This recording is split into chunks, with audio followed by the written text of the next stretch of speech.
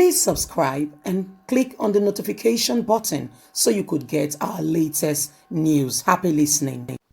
I know Buhari well. If you give Buhari 50 years to rule, the masses will suffer for those 50 years. Shehu Sanin tells. A former lawmaker and social critic, Shehu Sanin, declared on Sunday that hard times await Nigerians in the new year. He said Nigerians will suffer more under the present administration in 2020 and beyond.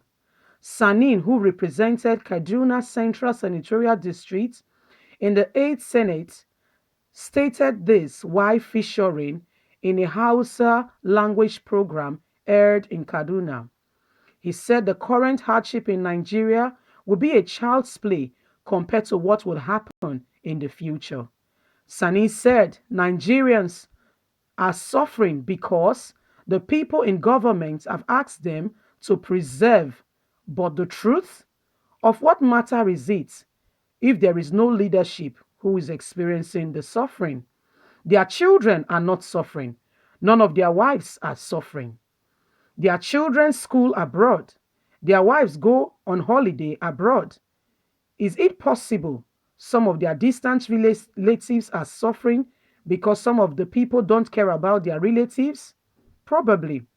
So it is distance to note that some section of the masses are deceiving themselves by thinking that the leaders love them and the leaders are also suffering like themselves. They are not suffering.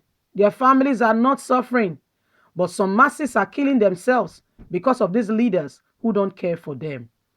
They should stop complaining to Nigerians that they met Nigeria in a bad state. If things were in good shape in the first place, you wouldn't be called to come and rule.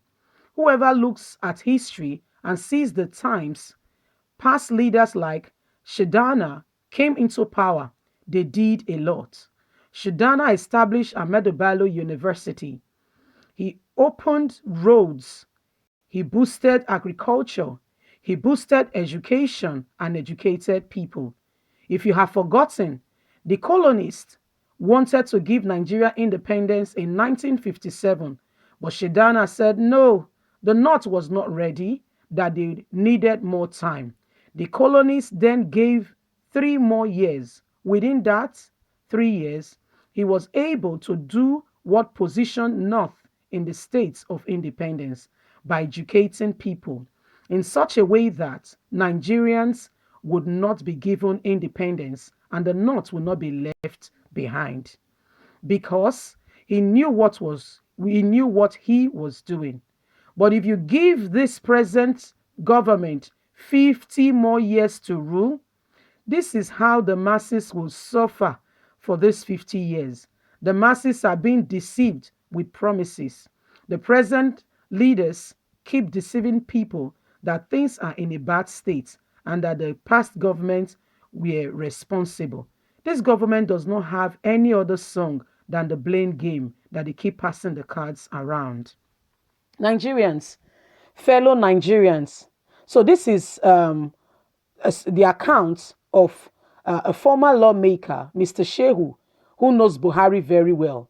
And he's comparing Buhari's administrations to one of the people who established the Ahmadu Bello University, how the roads were constructed, agriculture was boosted, people were educated.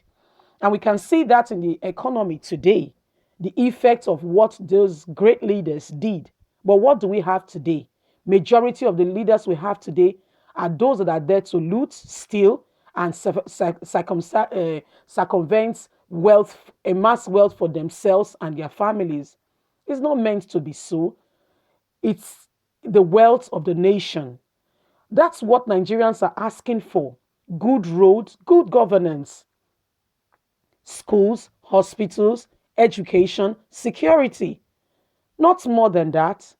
Just put the necessary things in place and Nigerians will be grateful and will have peace and order in the country. But when we have a group of people, a group of senates and lawmakers that keep borrowing money from the World Bank only for the money to be distributed into the pockets of a few. I don't know how that kind of nation will go forward.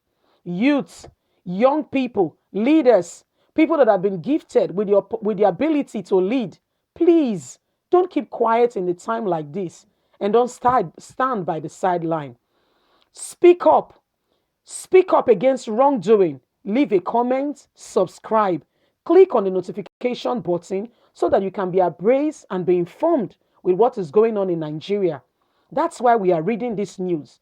For when you subscribe, it begins to travel. And as it travels, it gets to the developed nations of the world.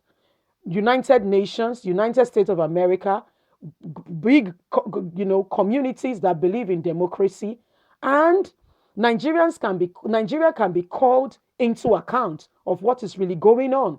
Nigerians can be put on 5 years watch list to see how it's running its economy if things are really bad. Yes, it's possible. Depends on what the masses want. It can be done.